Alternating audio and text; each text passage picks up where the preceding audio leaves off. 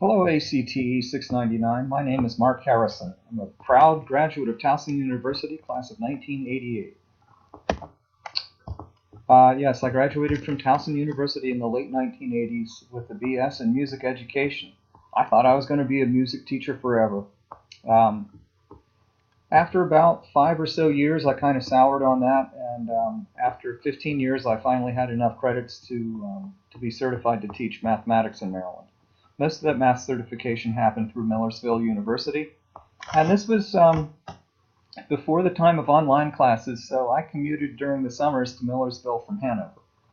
It's about an hour and 20-minute drive, and I did that all in the summers. It's good I was a young man because I don't think I could have done it at this point. Despite my many years of experience, I don't have a master's degree, and that is mostly because the energy that I would have used to get the master's degree, I used instead to get the certification to teach mathematics, and it didn't lead, it led to many credits, but not to a degree. So I am finally finishing that up. I teach at Manchester Valley High School in Manchester, Maryland. Before that, I taught at North Carroll High School in Hampstead, Maryland, until it closed. And before that, I was at West Middle for many, many years teaching both music and math. This year I'm teaching Algebra 2 and Calculus, but I've taught all of the math classes from 7th grade math all the way through AP Calculus, all different levels. So I've met every type of student there is, I think. Of course, I say that, and this year, I meet unique students, so maybe that's not a fair statement. My ACT concentration is online learning, and this is my last class. So I should have the master's degree at the end of this class. Music is my great interest. In addition to taking a picture of my thumb, that's some of the music that I play with a group called the Swingin' Seven. We're a 7-piece combo, and we play Dixieland and swing jazz. We recently played the Tall Cedars Convention in Gettysburg, and so if you're looking for a small group to perform at your gathering, I might have just the group for you.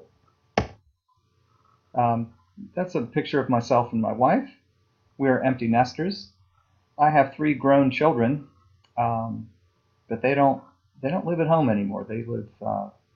2 of them live in Wisconsin, and 1 lives in Mississippi. Okay, so let's get down to the nuts and bolts.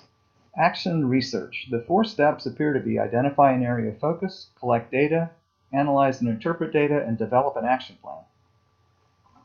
As teachers, and specifically as a math teacher, I tend to collect a lot of data, and I'm pretty comfortable analyzing and interpreting data. So as I put together action research, I think I might have some difficulty identifying an area of focus. There are so many areas to study, so many areas of my own practice that I could improve. There are policies at my school that I think are detrimental to students or could be improved. So I think identifying an area of focus of the many, many things that could change, I think that's going to be a challenge. And then developing a plan to study the area of focus, I think that will also be a bit of a challenge. Deciding which data to collect and what tools to use, maybe even determining a time frame. So developing the action plan itself might be a cause for concern.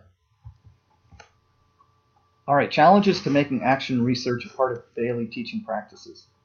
We all feel constrained by time. I know every teacher I've ever talked to just doesn't feel they have enough time to get through the curriculum they need to. So making room for something new in the time crunch of the process, that's going to be a challenge. I think another challenge is committing to do it. I think that I'll get to this in another slide, but I think starting it's not going to be an issue. But I think committing to do it on a daily basis might be an issue. Stories from the field. Yeah, the first story resonated with me more than the second story. The story of how the teachers all wanted to be part of action research or some sort of research team, and how it all went very well. They were collegial, and they did their review of literature, and then when it came time to decide on an area of focus, they all had a different idea of what to study. As teachers, we tend to want to be in control. Part of the process in the online learning program, at least, has been to relinquish a little bit of that control, to allow students to make choices. But as teachers, it's still very, very hard for us to do that.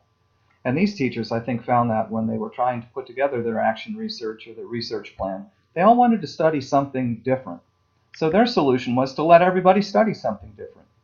I think it was probably a good plan for them. Everybody got to research what they wanted.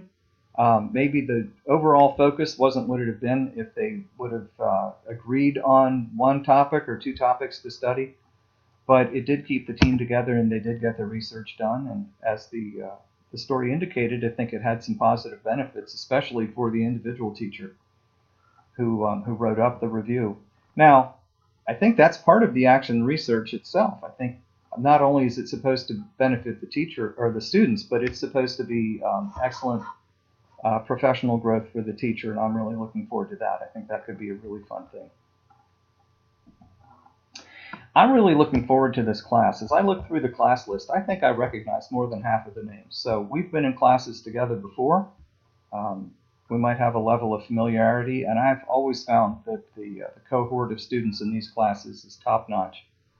When I've turned to people for help, they've always been willing, and the insights that they offer in discussion posts are really, really nice. So I'm looking forward to working with everyone, and let's see if we can get this done.